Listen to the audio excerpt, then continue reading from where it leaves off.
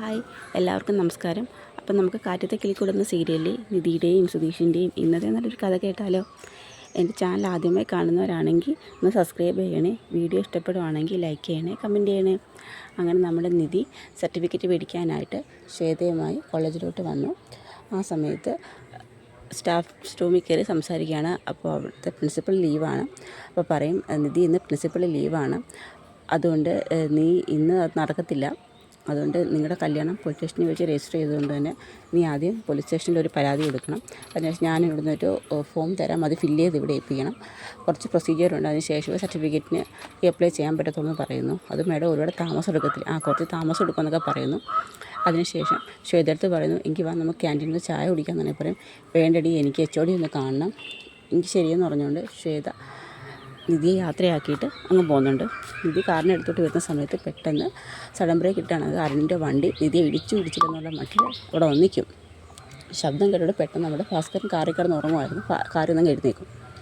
ഉടനെ നിധിയെ കണ്ടതും അരുൺ കാറിൽ നിന്ന് ചാടി ഇറങ്ങിയിട്ട്, നിനക്ക് നാണം കൊണ്ടുപോയി പിന്നെയും കോളേജിലോട്ട് വരാനെന്നൊക്കെ ചോദിക്കും. അപ്പം നിധി പറയും, ഞാൻ എന്തിനാണ് അറിയേണ്ട നാണിക്കുന്നത്, എനിക്ക് നാണിക്കേണ്ട കാര്യമൊന്നുമില്ല, ഞാൻ പഠിച്ച് എൻ്റെ സർട്ടിഫിക്കറ്റ് മേടിക്കാൻ വന്നതാന്ന് പറയും. അയ്യോ, സർട്ടിഫിക്കറ്റോ, നീ അച്ഛൻ്റെ കാശിനല്ലേ പഠിച്ചത്, എന്നിട്ടല്ലേ നീ നിൻ്റെ സ്വന്തം ഇഷ്ടത്തിന് ഇറങ്ങി പോയെന്ന് പറയും. അത് ഞാൻ മാത്രമല്ല, അരുണേട്ടൻ അച്ഛൻ്റെ കാശിനല്ലേ പഠിച്ചതെന്ന് നോക്കും. ഞാൻ അച്ഛൻ്റെ കാശിന് തന്നെ പഠിച്ചത്, പക്ഷേ ഞാൻ വീട്ടുകാർ പറയുന്ന കേട്ട് നിന്നെ കണക്ക് തോന്നിയ വഴിക്ക് നടന്നില്ല എന്നൊക്കെ പറയും. അങ്ങനെ അവർ തമ്മിൽ പറഞ്ഞ് സംസാരം ഉടക്കുന്നുണ്ട്. ഉടനെ നിധിയുടെ കയ്യിലിരുന്ന് ആ ഫോം വാങ്ങിച്ചിട്ട് അരുണം കീറിക്കളയും. ഉടനെ നിധി പറയും, നിങ്ങളിത്ര ക്രൂരനാവരുത് അരുണേട്ടാന്ന് പറയും. അതേ ഞാൻ ക്രൂരൻ തന്നെ എന്ന് പറയും. നിങ്ങൾ വീട്ടിൽ വന്നപ്പം എൻ്റെ സർട്ടിഫിക്കറ്റ് മുഴുവൻ എൻ്റെ മുമ്പിൽ ഇട്ട് കത്തിച്ച് കളഞ്ഞു. ഇപ്പം ഞാൻ അത് റീഅപ്ലൈ ചെയ്യാൻ ശ്രമിക്കുമ്പോഴത്തേക്ക് അതിൻ്റെ ഫോമും പിടിച്ച് കീറി കളയുന്നു. നീയൊക്കെ ഒരു മനുഷ്യനാണോ എന്നങ്ങ് ചോദിക്കും. അപ്പോഴത്തേക്ക് നമ്മൾ അരുണ് നിധിയെ അടിക്കും, ചെവിക്കൽ നോക്കി ഒരു അടി കൊടുക്കും. അപ്പോഴത്തേക്ക് ഇത് കാണുന്ന ഭാസ്കരൻ പെട്ടെന്ന് ഇറങ്ങി വന്നിട്ട് അവളുടെ ദേഹത്തിന് കൈയെടുക്കണമെന്ന് പറയും. ഓ, നീയാ ഡ്രൈവറുടെ അച്ഛനല്ലേ എന്ന് പറയും. അതേടാ, നീ എൻ്റെ മോളെ തല്ലുമെന്ന് വെച്ചുകൊണ്ട് തിരിച്ചൊരൊറ്റയടി അരുണിന് കൊടുക്കും. അങ്ങനെ അവർ തമ്മിൽ സംസാരമാകുമ്പോഴത്തേക്ക് അരുണിൻ്റെ കയ്യിരിക്കുന്ന ഒരു കത്തിയെടുത്ത് ഭാസ്കരനെ കുത്തും. ഭാസ്കരൻ തടയുമ്പോൾ ആ കുത്തു വന്ന് കൊള്ളുന്നത് കയ്യിലാണ്. പെട്ടെന്ന് തൂർത്ത് വെച്ചങ്ങ് കിട്ടും. ഉടനെ കോളേജിൽ നിന്നുള്ള എല്ലാവരും ഇറങ്ങി വരും. ഇത് മാർക്കറ്റൊന്നുമല്ല, ഇത് കോളേജാണ്, പ്രശ്നങ്ങൾ എന്തെങ്കിലും ഉണ്ടെങ്കിൽ നിങ്ങളുടെ വീട്ടിൽ പോയി തീർക്കണം എന്നൊക്കെ പറഞ്ഞ് എല്ലാവരും ഇവിടുന്ന് പിരിഞ്ഞു പോകണമെന്ന് പറയും. അങ്ങനെ എല്ലാവരും കോളേജ് വിട്ട് പോവും. പെട്ടെന്ന് ആ കുത്തേറ്റ ഭാസ്കരനെ എടുത്തുകൊണ്ട് ഡ്രൈവറും നിധിയും കൂടി അടുത്തുള്ള ഒരു ഹോസ്പിറ്റലിൽ കൊണ്ട് ചെല്ലും. അവിടെ ചെല്ലുമ്പോൾ എന്താ പറ്റിയെന്ന് പറയണം. അപ്പോൾ അവരടുത്ത് പറയും, ഞങ്ങൾ വരുന്ന വഴിക്ക് ഒരു വഴക്കുണ്ടായി, അപ്പോൾ അത് തടസ്സം പിടിക്കാൻ ചെന്നതാ, അങ്ങനെ കുത്തിയേറ്റെന്ന് പറയും. നിങ്ങൾ ആരാന്ന് ചോദിക്കുമ്പോൾ ഞാൻ അദ്ദേഹത്തിൻ്റെ മരുമോളാന്ന് പറയും. അങ്ങനെ ഭാസ്കരനെ ഡോക്ടർ കൊണ്ടുപോയി ഡ്രസ്സൊക്കെ ചെയ്ത് മരുന്നൊക്കെ കൊടുക്കാനായിട്ട് കൊണ്ടുപോകും. അപ്പോൾ തിരിച്ച് നിധി ചോദിക്കും, ഡോക്ടർ ഇപ്പോൾ എങ്ങനെയുണ്ട് അച്ഛനെന്ന് ചോദിക്കും. കുഴപ്പമൊന്നുമില്ല, ചെറിയൊരു കുത്തേ ഉള്ളു, റെസ്റ്റ് വല്ലതും എടുക്കണമെന്ന് ചോദിക്കും. അതിൻ്റെ ആവശ്യമൊന്നുമില്ല, ഞങ്ങൾക്ക് കുറച്ച് ദൂരം പോകാനുള്ളതെന്ന് പറയും. അതിൻ്റെ ആവശ്യമൊന്നുമില്ല, നീ കുറച്ച് നേരം ഒന്ന് പ്രശ്നം കിടക്കട്ടെ, അതിനുശേഷം വീട്ടിൽ കൊണ്ടുപോയാൽ മതി, പിന്നെ ഒരു പിറ്റേ ദിവസം പോയിന്ന് വീട്ടിനടുത്തുള്ള ഹോസ്പിറ്റലിൽ പോയി ഡ്രസ്സ് ചെയ്താൽ മതി എന്ന് പറയും. ഓക്കെ ഡോക്ടർ എന്ന് പറഞ്ഞ് ഡോക്ടർ അങ്ങ് പോകുന്നു. അതിനുശേഷം നിധി അച്ഛനോട് സംസാരിക്കും, എങ്ങനെയുണ്ട് അച്ഛാന്ന് ചോദിക്കും. കുഴപ്പമൊന്നുമില്ല മോളെന്ന് പറയും. അങ്ങനെ തിരിച്ചവരെല്ലാവരും 3 പേരും കൂടി തക്കലേക്ക് പോകാനായിട്ട് തിരിച്ചവർ 3 പേരും കൂടി കാറിൽ കയറി വീട്ടിലോട്ട് വരും. പകുതി വഴിക്ക് എത്തുമ്പോഴത്തേക്ക് നമ്മുടെ ഡ്രൈവറിന് അങ്ങ് ഉറക്കം വരും.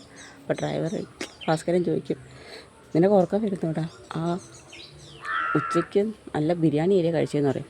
അത് ശരിയാണല്ലോ, നീ ഒരു കാര്യം അടുത്തുള്ള ഒരു ചായക്കടയിൽ നിർത്തും, ഒരു ചായ കുടിക്കും, ഉറക്കം അങ്ങ് പോകുമെന്ന് പറയും. അങ്ങനെ ചായക്കടയിൽ കയറി ചായ കുടിക്കാൻ മോളും പോയി കുടിക്കാൻ പറയും. വേണ്ട അച്ഛാന്ന് പറയും. അങ്ങനെ ഡ്രൈവർ മാത്രം പോയി ചായ കുടിക്കും. ആ സമയത്ത് നിധി ഭാസ്കരനോട് ചോദിക്കും, അച്ഛാ ഞാനൊരു കാര്യം ചോദിക്കട്ടെ.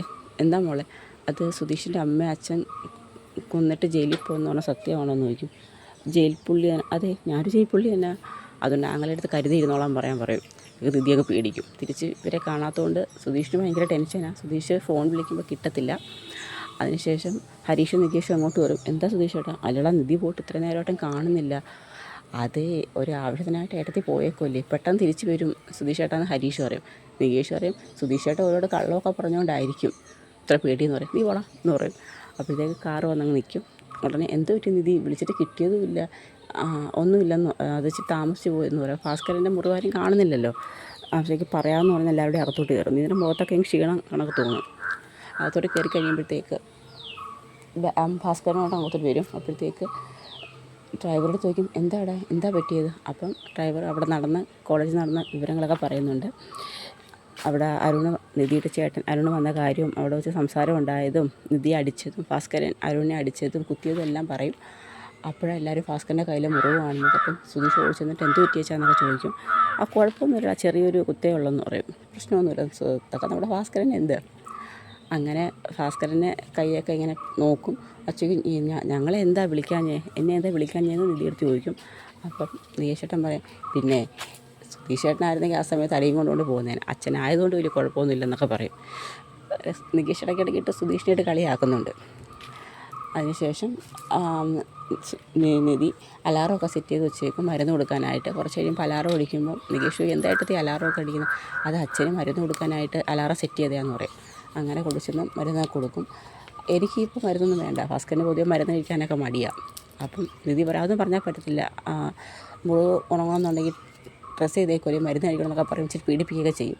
അപ്പോഴത്തേക്കും ഭാസ്കരൻ അനുസരണയോടുകൂടി മരുന്നൊക്കെ കഴിക്കും. അതൊക്കെ കാണുന്ന നമ്മുടെ സുഭാഷിനൊക്കെ ഭയങ്കര സന്തോഷവും. കാരണം സാധാരണ ആര് പറഞ്ഞാലും ഭാസ്കരൻ കേൾക്കുന്നതല്ലല്ലോ. അങ്ങനെ മരുന്നൊക്കെ കഴിച്ച് കഴിയും. അതിനുശേഷം നിധി വന്നിട്ട് ചോദിക്കും, മാട്രിമോണി കൊടുത്ത സുഭാഷ് ചേട്ടൻ്റെ കല്യാണാലോചനയുടെ കാര്യം എന്തോ ആയി. അപ്പം നികേഷൊക്കെ പറയുന്നുണ്ട്, 2-3 റിക്വസ്റ്റ് വന്ന കേട്ടെത്തി, നമുക്ക് കൊള്ളാവുന്ന ഏതെങ്കിലും ഒരെണ്ണം നമുക്ക് സെലക്ട് ചെയ്യാമെന്ന് പറയും. അത് സുഭാഷ് ചേട്ടൻ മനസ്സിൽ ഇപ്പോഴും സുനന്ദയുണ്ടെന്ന് തോന്നുന്നു. ഹരീഷ് പറയും, അതൊക്കെ അങ്ങ് മാറിക്കോളും, അവളുടെ കല്യാണമൊക്കെ നടക്കാൻ പോവില്ലേ, സുഭാഷ് ചേട്ടൻ്റെ കല്യാണം നടക്കുമ്പോൾ ആ ഓർമ്മയൊക്കെ അങ്ങ് മായുമെന്ന് പറയും. അതിനുശേഷം നമ്മുടെ സാന്ദ്ര വിളിക്കുന്നുണ്ട് നിധിയെ. സാന്ദ്ര കോള് വരുമ്പോൾ നിധിക്ക് അങ്ങ് ദേഷ്യം വരും പെട്ടെന്ന്. അങ്ങനെ കോള് എടുക്കും. എന്താ സാന്ദ്ര എടുത്തി, മോളെ ഇന്ന് എന്തുവായിരുന്നു കോളേജിൽ പ്രശ്നങ്ങളൊക്കെ നടന്നത്, ഞാനൊന്നും അറിഞ്ഞില്ല. നിൻ്റെ കൂടെ വന്ന ആൾക്ക് കുത്തേറ്റെന്നൊക്കെ പറഞ്ഞു, അയാൾ അരുണേട്ടനെ തല്ലിയെന്നൊക്കെ പറഞ്ഞെന്ന് പറയും. കൂടെ വന്നത് മറ്റാരുമല്ല, സുധീഷിൻ്റെ അച്ഛനാണെന്ന് പറയും. അത് ചോദിക്കും, അയാൾ എന്തിനാ അരുണേട്ടനെ തല്ലിയെന്ന് ചോദിക്കും. തല്ലിയല്ല ചെയ്യേണ്ടത്, അരുണേട്ടൻ്റെ സ്വഭാവത്തിന് കൊല്ലുകയാണ് ചെയ്യേണ്ടത്. അവിടുന്ന് ഞാൻ വാങ്ങിച്ച ഫോം അരുണേട്ടൻ കീറി കളഞ്ഞെന്ന് പറയും. നിങ്ങളെല്ലാവരും എന്നെ വീട്ടിൽ വിളിച്ചു വരുത്തിയിട്ട് എൻ്റെ സർട്ടിഫിക്കറ്റ് എന്നെ മുമ്പിട്ട് കത്തിച്ച് കളഞ്ഞ്, ഞാനതിന് റീഅപ്ലൈ ചെയ്യാൻ ശ്രമിച്ചപ്പോൾ അതിന് തടസ്സം നിൽക്കുക. തക്കല മൊത്തം അരുണേട്ടൻ വിലയ്ക്ക് വാങ്ങിച്ചോ എന്നൊക്കെ ചോദിക്കും. എൻ്റെ പുറകെ നടന്ന് ഇനി ശല്യം ചെയ്യാൻ പാവുന്നുണ്ടെങ്കിൽ ഇനി നിധി അടങ്ങിയിരിക്കത്തില്ല എന്നൊക്കെ പറഞ്ഞ് നമ്മുടെ സാന്ദ്രയോട് ദേഷ്യപ്പെടും. ഭർത്താവിനോട് പറഞ്ഞേക്കെന്നൊക്കെ പറയും. അപ്പം അവർ തന്നെ സംസാരിച്ചുകൊണ്ട് നിൽക്കുന്നിടത്താണ് ഇന്നത്തെ നമ്മുടെ കഥ അവസാനിക്കുന്നത്.